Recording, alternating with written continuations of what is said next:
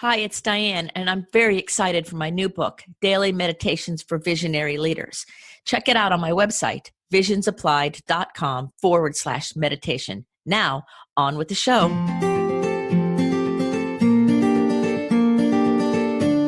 If you are listening to this podcast, it means you are searching for someone who understands you, someone who gets you.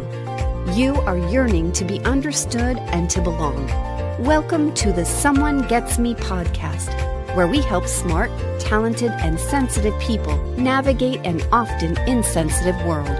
Let's welcome your host, ambassador, author, speaker, and mentor, Diane Allen. Diane has the experience and knowledge to educate and inspire, as she has been there and understands your unique intensities and their challenges. Hey, everybody. It's Diane again with the Someone Gets Me podcast. And today I have a very exciting interview for you. The person that I have today to speak with you is Michelle Royal. Now, Michelle is this amazing innovator. She's an entrepreneur and she is a gifted and talented artist. She is the founder of RIDG, which is a group of creative consultants who work exclusively with executives in large companies, equipping them with their unique team management tools. She lives in St. Petersburg. She lives near me and she has dogs and everything. But here's the cool thing about her. I've known her for a really long time. She's in my new book, Daily Meditations for Visionary Leaders.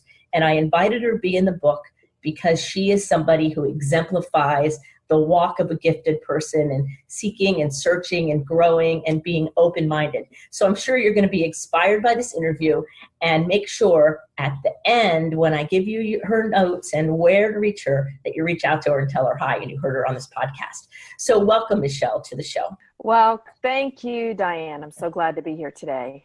So let's start a little bit, like our audience are people who aren't really understood sometimes, who need a little bit of support. What are some things that you would say have helped you in your career journey, in your business? Like, what are talents or gifts that you have that have really helped you move forward? Well, when you ask the question, there's two things that come to mind. First is maybe a natural talent, and then the second is an external support. So let's talk about the first thing. I am insatiably curious. I have always been insatiably curious. And be it if when I was going through school or if I was in a work environment, I always, whatever it is that it seems like I'm learning about, whatever container I'm learning it in is not enough. And I immediately go into this place where I start massively researching, asking questions, finding out new things. And even throughout my entire college career, and it started when I was whenever I was in third grade and they noticed that I had art skills, they wanted me to enter contests outside of school. When I was noticed to have math skills, I started taking college courses outside of the normal classroom. And that trend has continued throughout my entire life, which is why it's twofold. There's my insatiable curiosity, which cannot be fed by everyday normal constraints or normal systems. And then there is the people who were really like guides. They saw it, and then they offered an opportunity for me to express that curiosity or feed that curiosity. And that has always been true in my life. There's always been one person or more who saw that desire, that hunger to learn, and they moved me into a space where I could just devour the learning experience. Wonderful. That's perfect, because those excitabilities in that part of the brain of somebody who's got all of that going on really needs that support. So that's cool that you had people around you from a young age that saw it and seized the moment to support you. That's a great story. And the second part, you said there was two that was parts. it. Those were two parts. It was one was the personal desire to learn, and the second was the external support of people supporting me. Was there people? So today in your life, do you have people? Do you continue that, having external people that support you? More so now than ever. And I recently have gone through one of the greatest transformations that explicitly has to do with me being called forth even stronger to tap into this genius or this brilliance. And I have gone through scenarios before that felt really transformative, and I isolated because I was really trying to fit into what I perceived as being a normal world.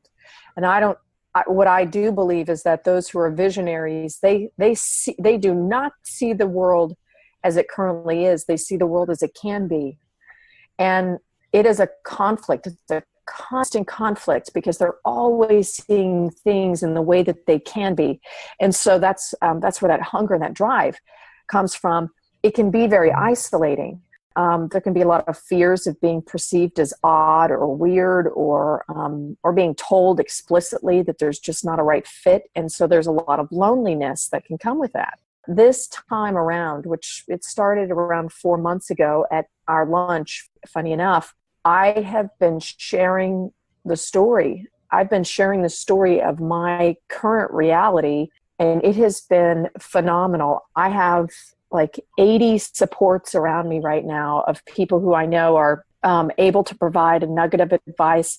They don't see the world that I see, but they want to see the world that I see. Mm-hmm. Like that now they're what they're doing. It's almost as if each one of them has a paver on this path, and each meeting that I have with them, they put one paver down that allows me to step forward, or they might be moving some brush aside, that's blocking the road. But each one of them is like creating this pathway because they're like, we don't know what's on your horizon, but we know you can see it. We just want to be walking along with you to get there. And it's really, really powerful. So today I feel that more than ever, and it's probably one of the greatest gifts that I believe visionary leaders can bring themselves is the ability to share the story in a way that keeps them open and open to receive. Open to receiving is so important because I think it kind of comes natural in a way to give and share and help for a lot of people. But it's that receiving part that I think is so important, and people need multiple peer groups. Visionaries need more than one group that can relate to the different facets, right? Because professionally, and then also you have a personal life. So we have to negotiate that piece too, like how do we deal with other gifted people in our personal world, or people that may not have the same ability or see the world the way we do. And so those multiple groups of people are necessary both ways, giving and receiving, like to be part of the giving, but also part of the receiving. So I think that it's really important to just keep making sure that we're on that page. So now, personally, how do you negotiate some of your great brilliance out in the community, like with friends or people like that? Can you clarify what you mean by negotiate? Have you ever had a time where you were in a social setting and people did not understand you? All the time. So the first thing that pops in my mind, well, first off, when you were talking about the multiple groups, it was a long time before I realized that I was a real social animal. But yet creatively, I need almost complete silence, and to listen to myself requires a tremendous amount of going in, right? So moving in. And, but yet I need a lot of social interaction because that's just part of my personality. Today I have at least 5 groups. I have a spiritual group that I have a leadership position in. I have another life, Design for Life group that we spend a lot of time together and do a lot of mentoring together. I have an executive women's group that focuses on personal and business. I have a group of people that I talk to, only about business, and I have a fitness group. So I have all of these different groups around me. Now, that wasn't the case even 5 years ago, but it's the case today. Pre that, right, I'm out to lunch with a group of girlfriends, a teacher, a nurse, and a pharmacist, all very, easy to understand jobs and easy to understand the career track one might go through. And I have created everything in my life. I created the business, I created the products, I created the service model, I created the service experience, I create the content, I I am a generative, regenerative being. It's difficult to explain the work that I do, even though the core of it is to create clarity so that teams can take action. It's create ultimate clarity about where the company is going so that the team can know who they are in that and take action on it. So I just remember them all like dropping their forks and saying, what is it that you do? And even after I described a case study, they couldn't understand what it was that I do. And even clients that experience the work, they know the value of it, they have a hard time describing it. And so that's part of the challenge in my life every single day. I take really big abstract concepts and simplify them. What I do is really big and abstract. So even the nature of the work itself is abstract. I'm constantly in a state where people don't understand what it is. So how do you handle that? Is there like maybe a skill or something you say to yourself or something that maybe you could help the listeners understand that sometimes not feeling understood is a blessing and it's good in a way, but yet there's ways we all deal with it. And so a lot of the people listening will like have that experience of they just don't get me. I see things nobody else can see and I look around and nobody gets me. So do you have any skills or something you would like to share of a way you've handled it that maybe they could try to apply? Yeah. So it's interesting because the one thing that I do that I've always done to understand the world is I doodle, and meaning I draw pictures to help put form towards something that feels really big. But doodling is something that we all do. We've been doing since we were kids. The act of physically drawing or even just making marks while I'm thinking helps me understand myself and also helps me clarify. It's the number one request that I get and the number one suggestion that even my advisors give me to further explain what it is that I do. But that's my special skill that I use. And there's if I could say there's three things that I would recommend. One, there is always someone who will accept you, even if they don't understand you. I have been blessed in my life to always have people who have accepted me, at least one, if not understood me. And that would be the first thing, because sometimes even self-acceptance becomes really difficult. The internal dialogue can be really harsh for someone who's creative and highly generative. It is as creative sometimes. that negative voice can be as creative because it is of you, right? So it comes from inside. But so having an external person who is accepting, if not understanding, is helpful. The second thing is that I have been able to just use the number one skill set that I have, which is this visualization, to try to continue to communicate and understand. If I ever hit a roadblock where I'm like, I'm just not getting anywhere, I use my special skill in that moment to move or advance the conversation forward. It always works. Everyone has a special skill. For you, Diane, I know it's just your ability to, whenever you open up, so it's this thing that happens mentally and energetically. You open up and then instantly you're connected and you're then guided and you trust whatever comes out of your mouth. So from the brain to the mouth through the body, that's a skill set. So that would be the second thing. And then the third thing was that when I was in graduate school, they did not get me. I was getting a graduate degree for art therapy because I knew that art and psychology were really important for me to move forward my vision.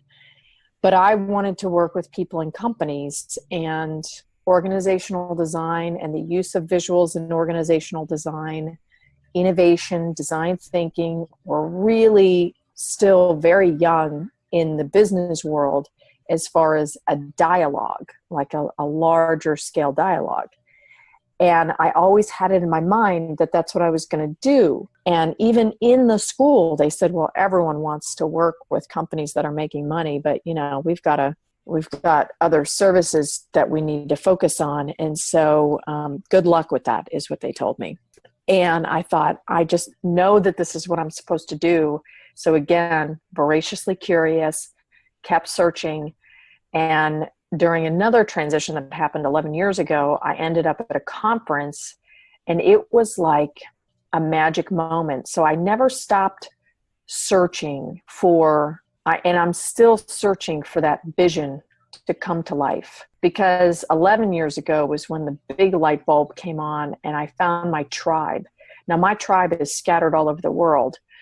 At the time there was maybe 500 people in the world that practiced even a little bit of what it was that I was interested in. Now there's maybe 1,000, still only a few people who have the specific skill set that I have all stacked together. But I found a tribe of people who I thought, this is my playground. This is where I can go. And so keep searching was number 3. Just keep searching. Never give up on searching, because amazing thing for visionaries, incredible things happen that change the trajectory and course of our lives. Right. And searching is so important too, because we're way ahead of the curve. Yep. You were thinking of things years ago when, people kind of chuckled and said, well, whatever, and kind of blew you off, that are coming to fruition today, many, many years later. And so I think sometimes we get the vision or we get the idea or we see this thing and we search and we really dig into it, and the world hasn't caught up to us yet. And so it's easy sometimes to get a little bit disappointed along the way, or why don't they get it or whatever, when really it's because we're so far ahead of the curve, and we just have to understand that, but not give up or not stop searching, which I think is a brilliant part of your story. You didn't stop, and you also didn't settle on, going and doing something unrelated to your heart's desire and your vision. You're still going after it. I am still going after it. That's right. More so now than ever. Right. Well, and the more support you have and the more you get to turn on the light, it's kind of like it keeps building its own momentum. And now that there's actually 1,000 people in the world that you can engage with versus 500 versus almost nothing, there's a momentum that's happening globally that also supports your energy and your vision and what you're doing. So it's very exciting when you think about it. It is. So I have just one more question. I mean, I could ask questions of you all day long because I think it's very fascinating. I think your ability to take major, big vision concepts and make them understandable through words and through your art is a skill that is just inspiring and awesome. And I don't know if there's a word that really describes it perfectly, but I know as I watched you do the graphic record in my retreat recently, and people have said it since then, when I said, no, she did that as I spoke, they're like, whoa, they thought you drew it beforehand. And I'm like, no, that's not how it worked. And so when you're living in that complete alignment, is what I would call it, of your authority, like you're living and your gift is just showing up and it's alive and it's coming out, where do you see it going? Where do I see the gift going in the moment, or where do I see the gift going in the future? Yes, to both of those. Like as you sit there and you just kind of let it all show up, go into the world and share into the world that unique skill set you have. Do you have a vision for where you see it going? I know you're open to lots of things, but I'm just curious, like, how do you see the future? Different questions, and I'm going to answer what I think the first question is, which is about when I'm in the state of immersive listening while I'm instantly translating complex concepts into a easy to read visual format. That state is very much so about presence.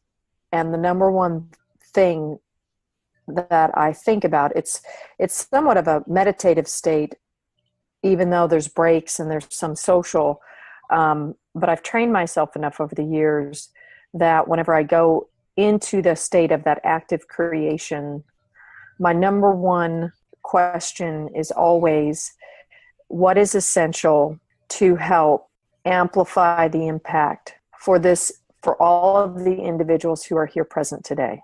It's a very powerful question. So everything I listen to, both from the reactions in the room to what the speaker is saying, is filtered through that lens. And it's such an incredible, that feeling of, there's such an incredible feeling of flow, because I'm not at all concerned about being wrong. I don't have any doubt. I have complete trust in the process, both and complete trust. So in many ways, I'm holding the space for the person who's presenting, and also holding the space for the people who are listening and participating, and just creating this whole space of trust of what's being learned and what's being shared. That's everything from leadership workshop and the spiritual leadership workshop that you ran, to a Fortune 500 all hands on deck sales meeting. I see them as the same.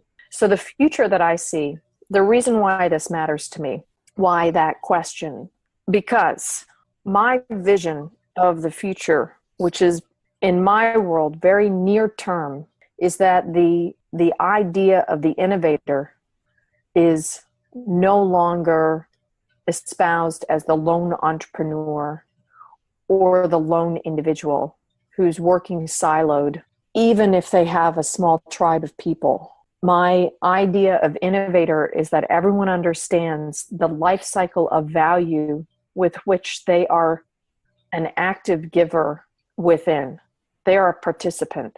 Really understanding the true definition of that word as we are becoming, as it's becoming more and more necessary for our human skills to be reinforced. So my vision is a world of 1 billion innovators who are adept and who are uplifting each other to solve problems simultaneously and together. Now, what that means in my world is that, and what I see is that, the problems, we don't know are problems yet. So we have to know how to see problems, identify them as opportunities, pull together a cross-section of tools and skills to be able to converse, so communicate, learn, build, and deliver together, and then be able to share or celebrate, but really share in the end impact. So it's not one person being venerated on a magazine cover again and again and again, but it's really connecting to this tribe of thinkers. What I think is so powerful about your book about visionary leaders and bringing together these 30 people, and then doing the Someone Gets Me podcast, is that we are born innovator. We're born this way. We are born with all the skills that we need. And this world, as it currently exists, supports how we are birthed. Not necessarily how we are formed, but how we are birthed. And at some point, we all figure out that we have to be the leader of our own form. We have to start creating this on our own, but co-creating the new reality. So the future for me is one that's very exciting, despite all of the massive changes that I know we've talked about, the major shifts that are happening between AI, virtual reality, the Internet of Things, and just the technology taking over work. I mean, I was talking with a company the other day that has more than 100,000 employees, and they predict over the next 10 years they'll have 20. And that's not because they want to fire people. It's because the level of work effort is going to shift so much. So there's 80,000 people who are going to find themselves, and they're going to have to tap into their own vision. And the only way that they're going to be able to tap into their own vision is they're going to need to be led by visionary leaders, people who know how to do this. But I believe those people are already innovators. They just have forgotten. It's one of the great forgettings. That was me going on a big rant, Diane. But that was a beautiful and inspiring rant, and I so agree with every single word you said. And it's an opportunity, everything that's going on, for everybody to really dig inside and say, okay, I was born fully equipped. I have everything I need and everything I will ever need to create amazing things. I just have to give myself permission to look in and do the work and be flexible and come together in community that supports us and on all the different facets. And that's one of the things that I think is really fascinating about your passion, because you're, to me, like an innovator in the business world for innovators who haven't figured out their innovators yet. Just like I help people define and live their vision, and you help the innovators figure out their innovators, and then this is what they do.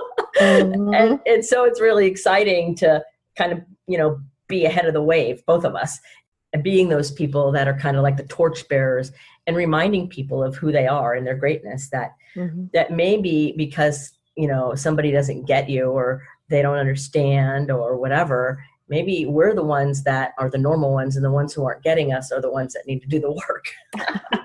Well, and it's interesting. Digging deep.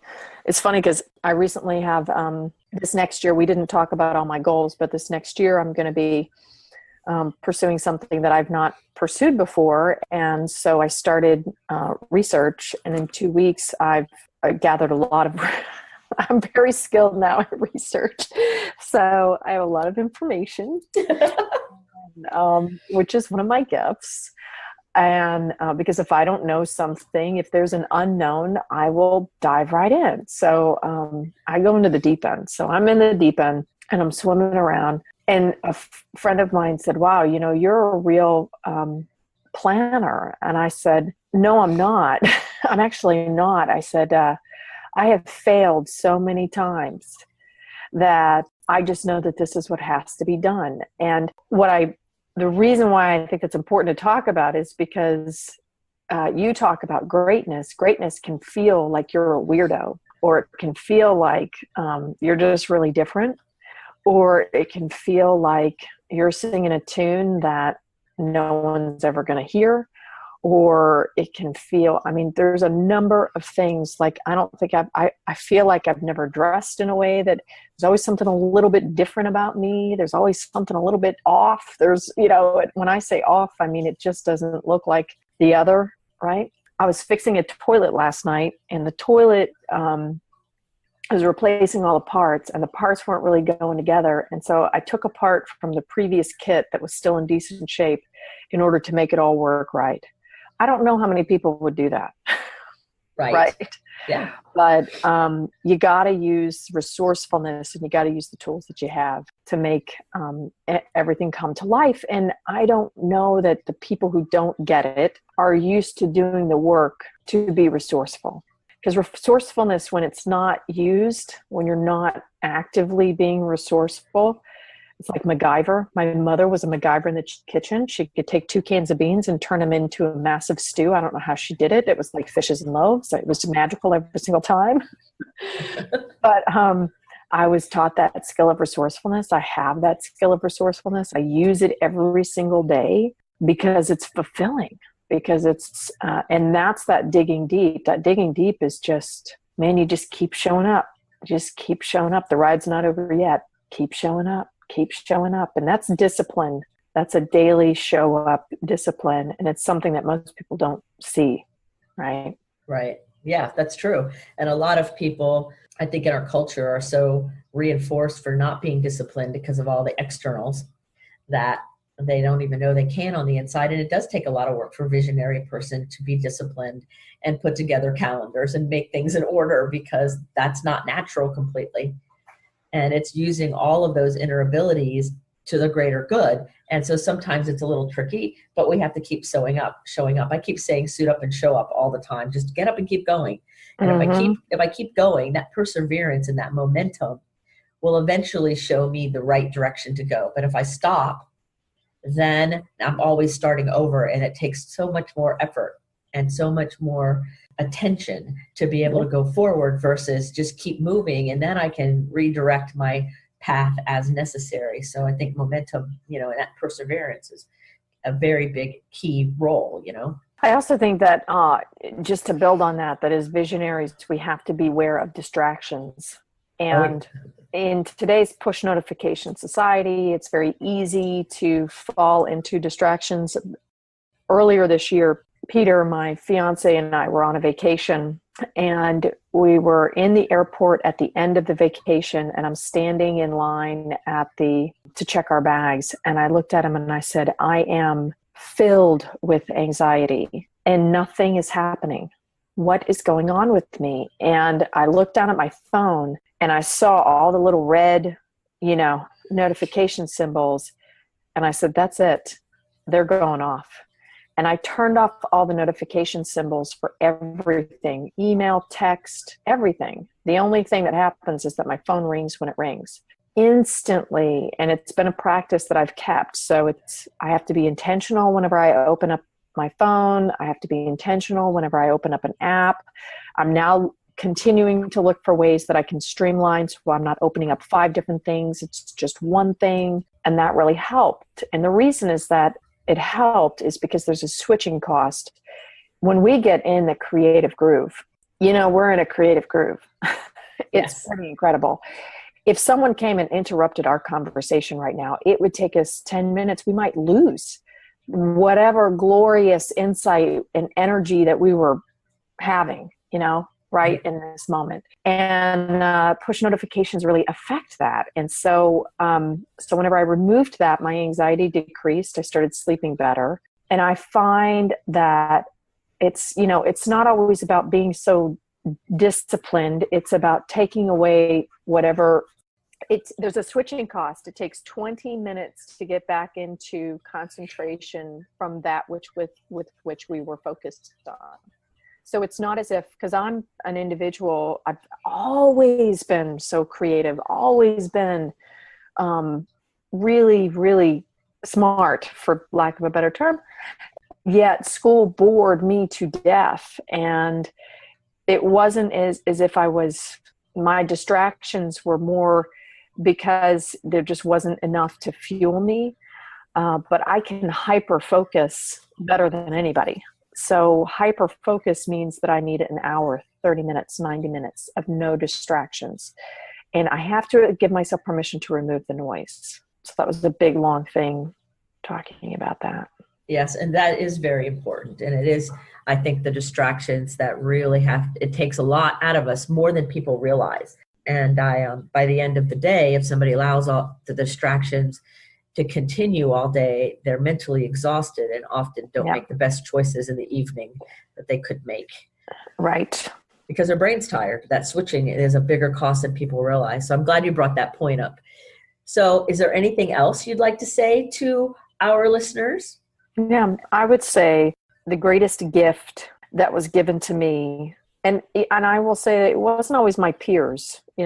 Often people my age, I don't always feel connected to. And years ago, I became friends with a couple that were, they had to have been 40 years older than myself and my significant other at the time. And they said, always have people who are older and younger than you, because then you're always seeing life from a different vantage point and experience. But since I was a young age, it was always people who were older than me.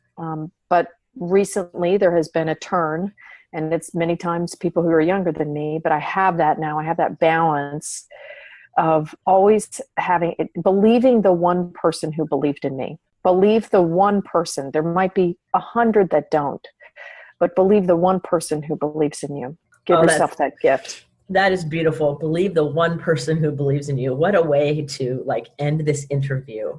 Thank you so much, Michelle, for sharing all of this great stuff and for being such an amazing person.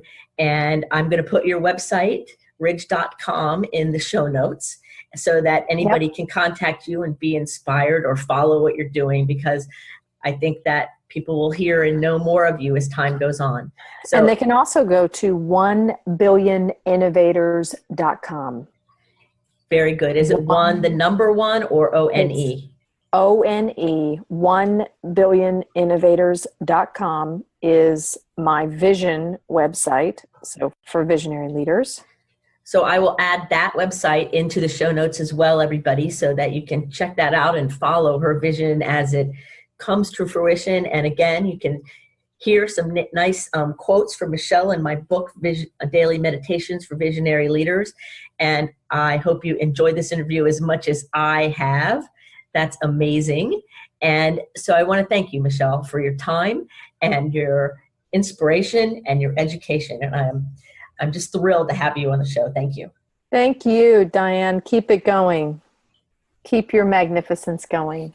And thank you for everyone who is out there in the audience listening. And you are not alone. Believe us. You're not alone. Someone gets you. That's right.